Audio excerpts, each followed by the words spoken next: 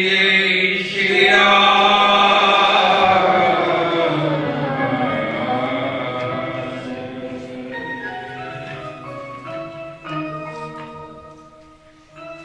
अष्टमी की रात्रि मां भगवती के अवतार का दिन।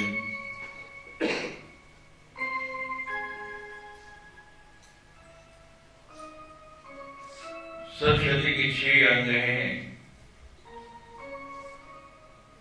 कवच, अर्गला, कीलक स्तोत्र, प्रधानिक, वैकृतिक और मूर्ति रहस्य। मूर्ति रहस्य में बड़ा सुंदर मां भगवती का स्वरूप बताया है। रक्तांबरा रक्तवर्णा रक्त सर्वांग भूषण। भगवती की जो वस्त्र है कैसे है? लाल रंग के। वर्ण कैसा है? भगवती का वर्ण भी एकदम रक्तिम लाल रंग की आभा लिए हुए और सारे के सारे अंगों में जो आभूषण धारण किए हुए हैं उनका रंग भी कैसा है? लाल है। जो आयुध है हाथों में, अस्त्र शस्त्र हैं, उनका रंग भी कैसा है? रक्त आयुधा, वो भी लाल रंग के हैं। और नेत्र देखिए तो नेत्र कैसे? रक्त नेत्रा, नेत्रों में भी लाली छाई हुई है। और केश देखिए, केश कैसे है? रक्त केशाति भीषणा, बड़े ही लाल रंग के, दुष्टों के लिए भीषण रूप दिखाने वाले और भक्तों के लिए, क्योंकि लाल रंग एक क्रोध का है और दूसरा लाल रंग प्रेम का है। तो भक्तों के लिए कैसे? प्रेम का रंग और दुष्टों के लिए भीषण क्रोध का रंग। रक्त तीक्ष्ण नखा, भगवती के नख देखिए कैसे? लाल लाल, बड़े सुंदर। वो लगाने नहीं पड़ते, क्या लगाते हैं? नील पालिश। ये तो भगवती का स्वरूप अपने आप ही नख एकदम लाल। रक्त दशना, दांत कैसे? वो भी लाल है। रक्त दंतिका कहती है भगवती को। भगवती का ये पावन स्वरूप अष्टमी के दिन हमें कैसे लगता है, कैसा दिखता है? माई दे बच्चे लाली मेरी लाल की, लाली मेरी लाल की, और जित देखो तित लाल। लाली देखन में गई, लाली देखन में गई, तो मैं भी हो गई लाल।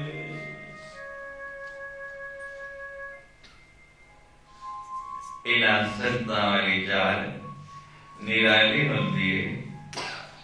बोले हंसते थे, मुखड़े थे लाली। वैष्णो देवी जो होके आती है ना, उनके चेहरे देखो तो से लाल, मां का रंग चढ़ा हुआ।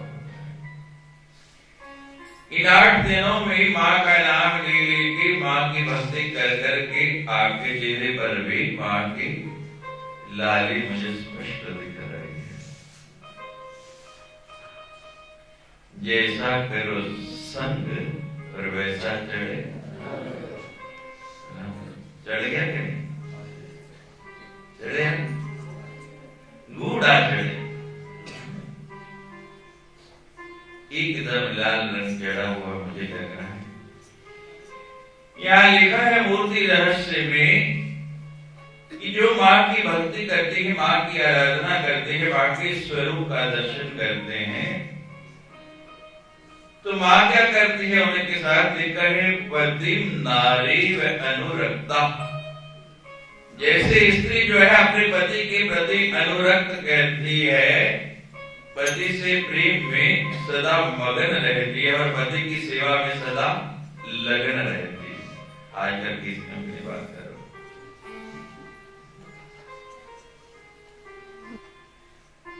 तो जैसे पत्नी अपने पति के लिए सर्वस्व न्यौछावर करना चाहती है, पति को जरा सा कष्ट हो तो दिन रात उसकी सेवा में मगन हो जाती है। यहाँ लिखा है देवी भक्तम भजे जनम,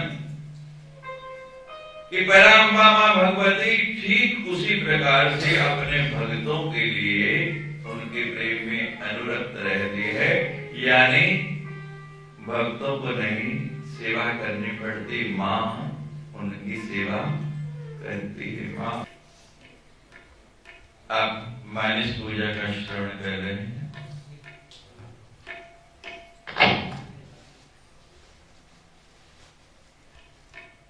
मानस पूजा कितनी आनंदमय, कितनी रसमय है, आपको अनुभव हो गया होगा। कल आपने सुना कि मां भगवती को कैसे तांबूल अर्पण किया, उसके बाद छत्र दिया गया और फिर च्यवन झुला रहे हैं कि हे मां, अब आप थोड़ा विश्राम कीजिए। आपको बहुत श्वेत, बहुत पसीना आया हुआ है,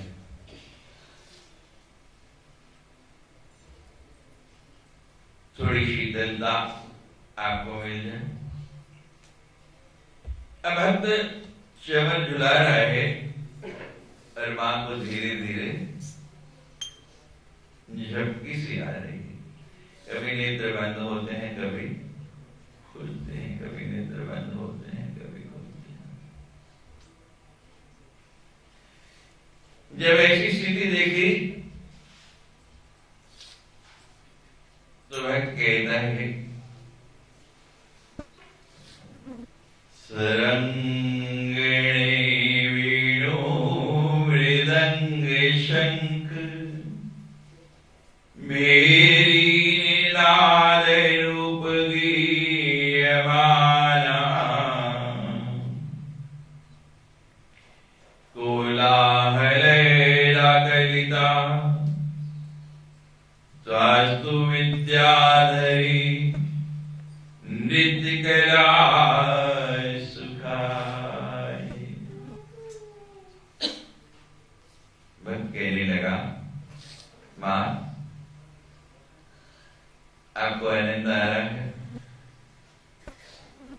मेरा मन करता है आपकी आनंद में कुछ और बढ़ोतरी कर।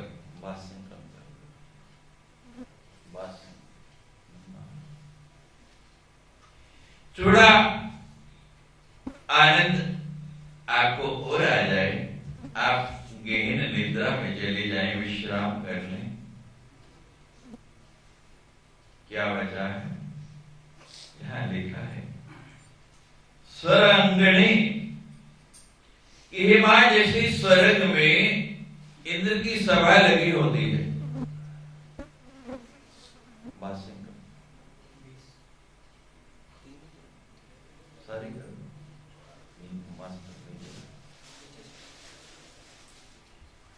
इंद्र की सभा लगी हो, देव गंधर्व किन्नर गान करते हैं।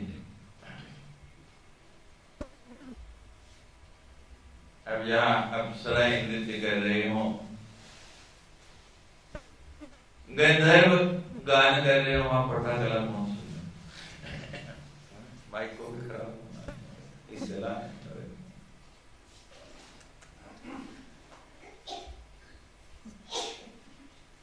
तो मां भगवती आपको वाद्यों के साथ में संगीत सुनाता हूं।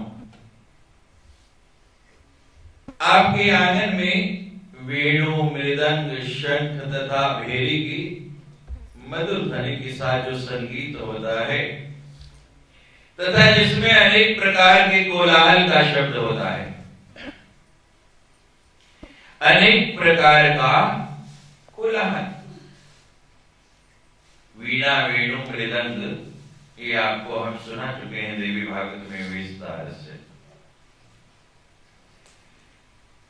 तो ही मां, अब मैं इन वाद्यों द्वारा संगीत के साथ गा के आपको रिझाता हूं। आपको बताया था वीणा क्या है, तंत्री नाद है, तार है, जरा सा झनका दो तो आवाज आती है। वेणु क्या है, फूंक के द्वारा बजता है। भगवान वेणु बजाते थे और सब गोपियां ऐसे दौड़ पड़ती थी। और मृदंग जैसे बजा रहे हैं दिलीप कुमार जी, ये थाप का वाद्य, ये 3 प्रकार के वाद्य हैं पूरे संसार के अंदर। तो जब आप साधना के क्षेत्र में जाते हैं तो पहले क्या होता है, वीणा की तरह थोड़ी थोड़ी तार हिलती है, थोड़ी थोड़ी सनसनाहट होती है, थोड़ी थोड़ी झनकार होती है आपके शरीर में। जो लोग ध्यान में बैठते हैं, ध्यान में क्या करते हैं, बोलिए बोलो, ध्यान में क्या करते हैं, किसका ध्यान करते हैं, बोलो किसका, कोई बोलते नहीं, स्पष्ट बोलो, डरते क्यों हो, मैं कोई डंडा लेके तो नहीं खड़ा है। ध्यान में अपने इष्ट का ध्यान करते हैं, भगवान का या भगवती का हम ध्यान करते हैं ना, वो अलग बात है कि होता नहीं लेकिन करते हैं। जो ध्यान में भगवती को लाता है या भगवान को लाता है ना, फिर भगवान उसका ध्यान करते हैं। नियम है, क्रिया और प्रतिक्रिया हमेशा विपरीत और बराबर होती है। तो ध्यान में जो गाते हैं, साधना करते हैं, उनको जानकारी होगी, पहले हल्की हल्की सनसनाहट होती है जब हम उसका स्मरण करते हैं, शरीर में थोड़ी थोड़ी स्फुरना होती है। जब और आगे बढ़ जाते हैं, साधना के क्षेत्र में और आगे चलते हैं, अतुल जी को अनुभव होगा, वो कई स्टेप कर चुके। फिर क्या होता है, जैसे कंठ से ध्वनि निकलती है, ये फूंक का है, जो लगता है ना, बांसुरी है, हारमोनियम है, ये ऑर्गन, सब फूंक की बातें हैं। फिर क्या होता है, ये सिरन वहां से धीरे धीरे ऊपर आके दिल तक आ जाती है, और भगवान की उस वेणु के पीछे गोपियां क्यों पागल हो जाती थी, भगवान उसमें वायु नहीं, अपने प्राण ही डाल देते थे। फिर तीसरी दशा आती है, अंतिम दशा आती है, ये ढोलक वाली। फिर क्या होता है, नगाड़े बजने लगते हैं, पूरा शरीर हिलने लग पड़ता है, उन्माद हो जाता है। तो यहाँ भक्त कहता है, मैं तीनों प्रकार के द्वारा मां भगवती ये शब्द करके आपकी इस आनंद में वृद्धि करना चाहता हूं। आप विश्राम कर रहे हैं, मैं कहता हूं हो आनंद। और जब भक्त बहुत भाव में आ जाता है, फिर उसको अपनी सुधि नहीं रहती, फिर पांव अपने अपने सिरकने लग पड़ते हैं, व्यक्ति अपने आप झूमने लग पड़ता है। नृत्य किया नहीं जाता, हो जाता है। मोर को कोई कहता नहीं नाचो, मेघ गरजते हैं, मोर अपने आप नृत्य करना शुरू कर देता है। तो हे भगवती, आपके आनंद को बढ़ाने के लिए अब मैं नृत्य कर रहा हूं, क्योंकि मुझे लग रहा है आपकी पलकें मुंद रही हैं, आपको मेरी पूजा में आनंद आया, रस आया, तो मैं थोड़ा सा उस आनंद को और बढ़ाना चाहता हूं, और आगे लेके जाना चाहता हूं।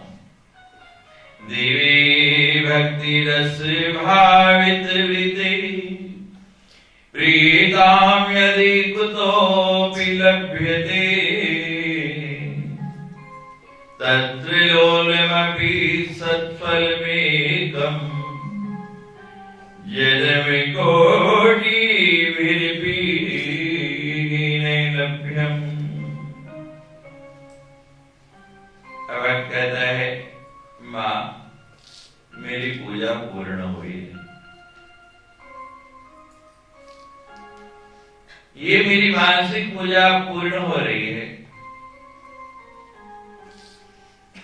देवी तुम्हारे भीतर से भावित यानी मेरे द्वारा नहीं हुई, तुमने ही ये भावना अपने अंदर से मुझे दी और मेरे मन में ये इच्छा हुई कि मैं आपकी पूजा करूं, तो आपके ही द्वारा भावित इस पदम में स्तोत्र में यदि आपको कहीं भक्ति का लेश मात्र भी मिलता है यानी कण भी दिखता है कि मैंने जो पूजा की इसमें भक्ति का एक कण भी है, जरा सा, ये तो बहुत छोटा सा कण है, क्योंकि पूरी भक्ति करने की तो मेरे में सामर्थ्य ही नहीं है, मेरी शक्ति ही नहीं है। तो इस कण को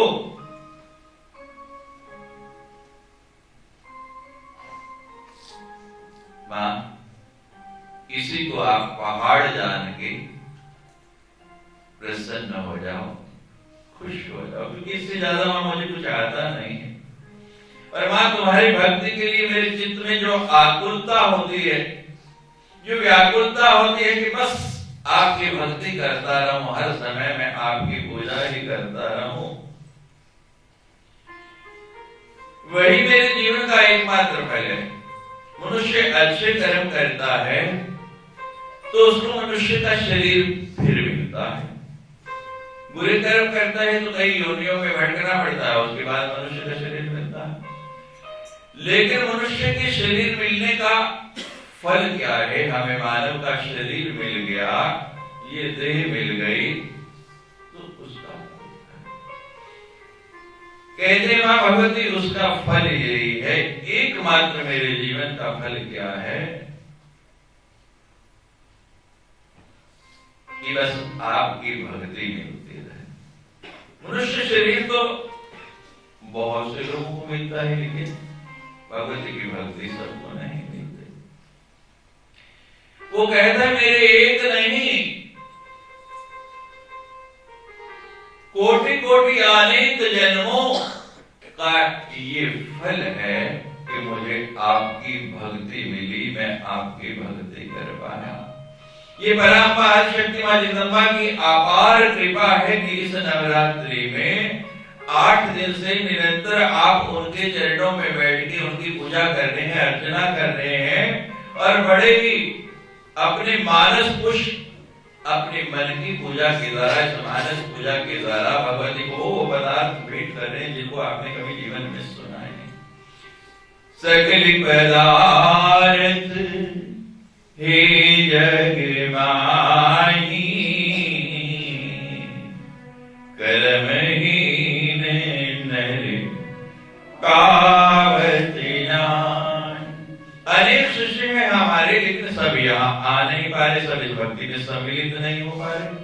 कुछ लोग जो भावुक हैं और सचमुच जिनकी इच्छा है दूर होते हुए यहाँ नहीं आ पाए, दूर से रोज सुनते हैं कि हम ये सुना रहे, रोज का रोज इंटरनेट के माध्यम से पूरे विश्व में लोग देख रहे हैं। आज शाम को भी हमें अमेरिका से एक फोन आया हमारे शिष्य का, तो कह रहे थे कि स्वामी जी रोज सुनता हूँ और अपनी किस्मत पे कोसता हूँ कि मैं वहां क्यों नहीं हूं।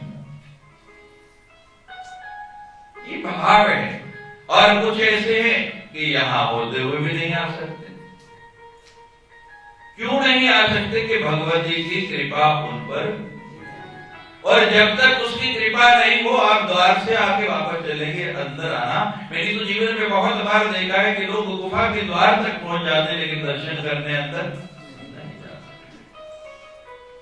तो भक्त ये कह रहा है कि मेरे एक जन्म का नहीं करोड़ों जन्मों के पुण्य का जो फल है कि मुझे आपकी भक्ति मिली, और नवरात्रि में मिल जाए तो समझो कि करोड़ों नहीं अरबों खरबों जन्मों के पुण्यों का फल है कि नवरात्रि में और मां के सामने बैठ के साक्षात परांबा जगदीश्वरी के सामने बैठ के आप नित्य प्रति उसकी वो पूजा कर रहे हैं जो देव मुनियों को भी दुर्लभ है, जो उनके लिए भी कठिन है। इति षोडशवी पद में रूपचारोपकल्पिते ये परम देवता सोति से तेषां फलमाप्नुयात्। अब अंत में कहता है त्रिपुर सुंदरी, इन उपचार कल्पित 16 पद्मों से, यानी कोई सामान नहीं, कोई सामग्री नहीं, केवल कल्पना, दिया कुछ नहीं, कुछ दिया बोलो, कुछ नहीं दिया, केवल कल्पना के ये 16 पद्म 16 श्लोक के द्वारा जो मैंने आपकी स्तुति की है, आपका जो स्तवन किया है, मां इन उपचारों के समर्पण का फल, क्योंकि कोई संसार में व्यक्ति ऐसा नहीं कि जो फल नहीं चाहता हो।